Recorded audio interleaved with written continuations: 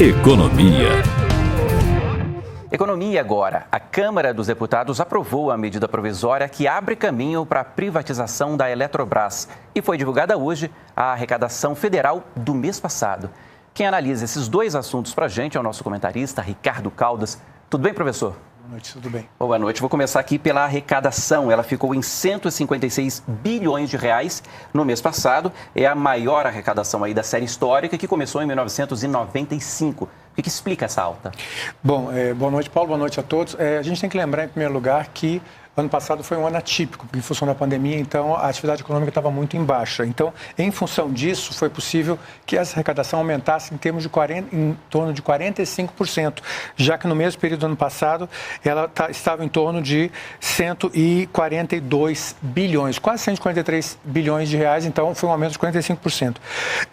O outro ponto importante é que até o período de janeiro a abril, alcançou o valor de 602 bilhões, um aumento de 13% em relação ao mesmo período do ano passado.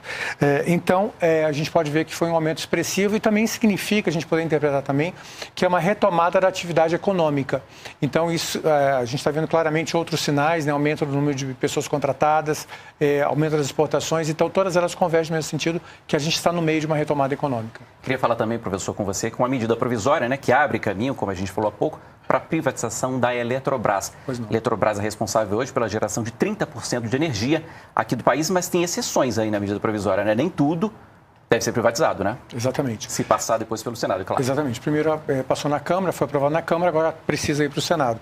Mas o ponto interessante que a gente pode mencionar é que você acaba tendo que, necessariamente, por lei, ter que fazer uma cisão. Então, não é toda a Eletrobras que será privatizada. Por exemplo, ela tem ativos nucleares e próprio Itaipu também, que não podem ser privatizados por questões constitucionais, inclusive.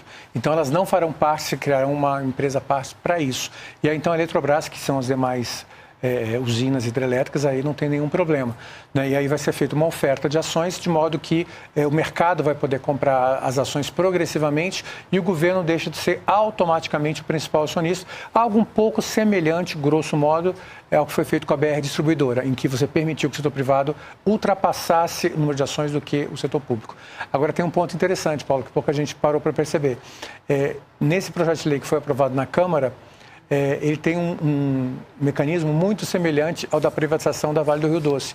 Ele prevê a criação da famosa Golden Share, que seria uma ação dourada, né, traduzindo, né, grosseiramente, né, que permite que o governo, mesmo perdendo a maioria das ações da empresa, continue opinando em questões consideradas como estratégicas. Então, mesmo privatizando, o governo continua sendo um interlocutor, como é até hoje, um interlocutor importante, como é até hoje da própria Vale do Rio Doce, que virou essa grande potência, mas o governo tem assento lá e pode opinar nas decisões estratégicas da empresa. Como é na Embraer também, né?